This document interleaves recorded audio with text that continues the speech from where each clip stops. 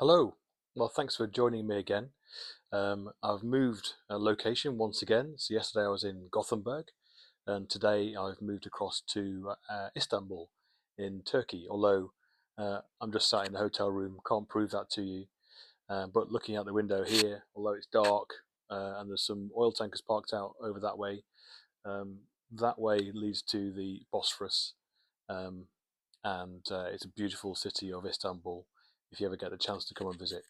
But I've just got time to sit down and get through another chapter of The Sanctuary for you. And we just read chapter 9 in Gothenburg, and so I'll move on to chapter 10. As we left it, we were getting a tour round of the hexes uh, with Bianca, and Ben got taken into a old replica of what looked like his school hall at Hillcrest, and Bianca was quite worried that Ben should ever mention that towards Pemberley for fear of something. So let's move on to chapter 10 and find out what happens next. Chapter 10. Once we were out in the open air, Bianca resumed her previous mood, apparently without effort, and the tour continued. Next to the grand hall was the library. She told me it had several miles of shelving beneath the ground, enough to store almost every book ever printed. Archives of newspapers, too, every single one, although nobody has time to read them. Imported wholesale. I arranged that, sorted a deal with a huge national library that was closing down, and they finished bringing them in a few months ago. All on microfilm. You can store an entire world in a cardboard box. She seemed completely enamored of a technology, and I would have thought of as ancient, although as a portrait painter, I could hardly criticize her for that. I was starting to enjoy Bianca's company, although I couldn't work out why she was paying me quite so much attention. I asked her whether I was distracting her from her work, and she shook her head. No, today is a quiet day for me. She spoke with the same sadness as before when she had asked me to dinner, and I felt embarrassed somehow, as if I had unwittingly pointed out a deformity of hers. I tried to explain that I was simply anxious not to be a burden, that I'd be leaving the island soon in any case, and she brightened. I asked almost as a distraction where we should go next. Want to see the harbour? Of course. We returned to the vehicle, and she started driving south and west into the light of the sinking sun. As we went, we saw a few more of the hubs, one of them quite industrial, like a factory, and I realized something about the workers there too, about all the workers we'd seen. Everyone's so young. Bianca nodded her eyes on the road ahead. John's obsession. He and Angela are just about the only people over 40. He wants to make the world young again. Sounds deranged. I meant it, thinking of the millions of people I'd left behind, but I must have spoken badly out of turn because she snorted with laughter. Oh, he's going to have a lot of fun with you. Forgive me, mainland manners. Life on the mainland sounds pretty rough these days. Not if you're in one of the villages. The thing about John is that he's a provider. Half the people are having the children. You? No, not my thing. Another little pause, another odd lurch in the conversation. Have you been here a while then? Yeah, a while. How long? Oh, ages. She changed gear and swung the electric vehicle round the corner, rather sharply, pointing out something else to me. One of the rarer trees they had here, an aspen personally planted by Fellingham himself. A few minutes later we pulled up in another enormous clearing. This one had a couple of buildings in it. Long, low barns that looked industrial somehow, but they weren't the most impressive feature. The clearing was dominated at one end by a huge heap of rocks, a couple of 100 feet across. It was as if a set of giants building bricks had been scattered carelessly. Some were the size of a car, some as big as a cottage. As we walked towards it along the ribbon of tarmac, I realized there was a void in the middle of the rocks, a gap 50 feet wide. It was the mouth of an enormous, gradually descending tunnel. Weak bulbs lit the interior, and the rock floor had been smoothed and tarmacked. A set of rails sloped away into the murk. What is it? This is the road down to the harbour. Is it natural? Mostly. There were bits of clearing and blasting, but it was basically perfect when Fellingham got here a couple of centuries ago. Come and see. I followed her, and as we entered, my eyes adjusted to the gloom. There was a track for pedestrians, marked off with clean white paint. The metal rails ran down the centre between the two broad traffic lanes, and the path beneath us glowed slightly. The ceiling was almost invisibly high in the darkness. The place gave me a church feeling, and even though I lowered my voice, the echo still whispered above us for seconds before fading. Is this the only way down to the harbour? Pretty much. Impressive, isn't it? John calls it the Eye of the Needle, although he points out that he's already in and he doesn't want to leave, so as far as he's concerned, the rich man has already got to the kingdom of heaven. Everyone who comes to the island passes through here. You did too. Everything on the island comes through this one tunnel. Everything and everyone. The Neolithics, the Victorians, us. You see those tracks? Bianca pointed to the twin rails. There used to be a kind of funicular running up and down, carrying loads. John revived it. I imagined the tunnel for a second as a huge umbilical cord. When Fellingham was here, it mostly took his foresters up and down. I think John is probably trying to beat Fellingham's vision, on top of creating his own. Bianca, can I ask, what is Pemberley trying to do here? How do you mean? She sounded wary. He must be one of the wealthiest men on the planet, but he's never been interviewed. Hardly anyone even knows what he looks like. And now he lives here, building villages on the mainland for the old, and this island kingdom for the young. Is he a genius? Is he mad? Is he safe?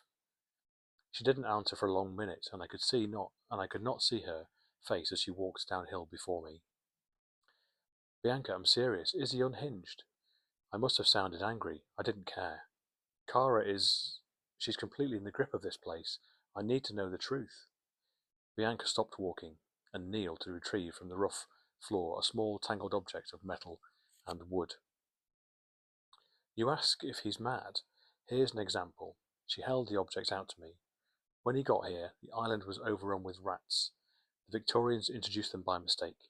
They had ships big enough for the rats to stow away, and all you needed one breeding pair. By the time John arrived here, they had killed almost every seabird on the island. The birds were reduced to a tiny fringe on the rocks that the rats could get into. They ate the eggs, they ate the chicks in their nests. She spoke low and fast, and although we had only been standing still for a minute, I felt the cold and damp of the tunnel, walls around me penetrating the thick jumper I wore. He laid poison, hundreds of thousands of dishes and traps. She waved the tangle she held, and killed the rats. Wiped out every single one, and now there are more seabirds on the northern plateau than anywhere else on the mainland. She looked at me, and under the feeble lighting from above, her slender face looked hollow. For one indecent second I saw the shape of her skull. It's mad, and it's genius. It would be mad if he couldn't do it, but he can, so it's both. Does that explain him a bit better? She must have seen the expression on my face. All I'm really trying to say is, if he can identify a problem in the natural world, he fixes it, and he has a longer vision than most people. He's thinking about the problems of the next 10,000 years, not the next 10. He wiped out every rat on an island this size. It took him years. He kept at it, though. The seabirds were almost extinct. If he'd arrived 10 years later, it would have been in vain. It still sounds almost impossible. The phrase almost impossible is music to him. I think that explains him too. He's the will made flesh. She threw the trap to one side. Anyway, there's another reason I prefer to say he isn't mad, which is, he's my father. I took a second to digest that. All the people greeting her, the way she'd been allowed to just take me out of the hospital, to take to the cart. Of course, she was his daughter. What a fool if I'd been. I thought of Kara again. Why wasn't she here to stop me blundering into these mistakes? I'm so sorry. I didn't mean. She produced a smile from nowhere and shook her head. Don't be. It's actually a pleasure to meet someone who's not a paid-up member of the Pemberley fan club. Come on. It's a way yet to the harbour. She started walking again, this time in silence and briskly enough to discourage further conversation. I followed in silent mortification. We kept going for about 15 more minutes. Ahead of us, a point of light grew to the size of a thumbtack, then a headlamp, then a floodlight, the outside world. The harbour. We were on the island's western side. The harbour before us looked like it had been built around the mouth of the rock tunnel. There were cranes on the dock and a concrete apron around its edge. A huge cartridge loaded with shipping containers waited on rails near the tunnel's mouth, and 2 cargo ships sat squarely on the dark water before us. This part of the coast had horns. 2 huge peninsulas curved some miles out on each side, the forest stretching almost to their tips. The bay itself looked like a crater left by an enormous asteroid, some titanic act of violence millions of years ago. I imagined the precise moment of impact, the air and soil inverted, the rocks rumpling like bedsheets in a gale. It was a momentary vision of a cosmic evil. No, not an evil, not even a malignity, just the uncaring laws of nature, showing their precedence over the thin layer of civilization we had since sprayed on the planet's surface. Bianca had said nothing for some minutes, but she spoke now. That is where they brought you in. I looked at the dark water and realized that nobody on the mainland, no friends, certainly no family, knew I was here. The islanders could have left me to die out there with ease. I shuddered and took refuge in conversation. What happened to the boat I was in? Bianca gave me a curious look. Disposed of. Did he build all this? John? Yes, the whole dock infrastructure. He carved out space underwater so even the biggest containers can dock nearby. But we haven't needed much extra, really. He has a saying, whatever we need, the island will provide. If we don't find it, it's a sign we don't really need it. I'm sorry if I was rude about Sir John back there. I didn't mean to pry.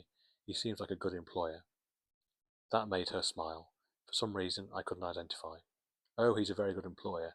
A very good employer indeed. The sun was dipping behind the lower horn of trees out towards the horizon, and she swung her arms in the chill. Want to go back to the hospital? We should get you some formal clothes for dinner. You dress for dinner here? I must have sounded completely appalled and completely credulous, because she threw back her head and cackled. I'm joking, Ben. She gave me a look almost of fondness, the corners of her mouth still twitching. Got it. As we turned back towards the mouth of the tunnel, I noticed two squat towers built just inside it on either side, like those I had seen on the mainland, and a couple of figures standing in each. One of the figures lifted a lazy arm to Bianca, and she returned the wave. Security? Yeah, just waiting for the mainland to collapse, I guess, at which point they'll close the tunnel and we'll wait out the world. The figures and the buildings alike seemed somehow ancient in that instant. I envisaged the towers overgrown and decayed, covered in creepers, yet still with the guards standing there, keeping others out. Are they armed? There are a handful of guns on the island. Don't worry, all very secure, military standard. The guards too. All ex-special forces. John went on a hiring spree a few years ago. I'm not sure you could invade, though. This is the only point of access, and you'd have a job scaling the cliffs. I imagined the tunnel collapsing, the building side rocks rearranging themselves and the cord between the island and the rest of the world folding itself shut forever. It would take all the dynamite on the planet to clear a path through those stones. And chapter 11 next. Not sure where from, but I'll get back to you. Thanks for reading.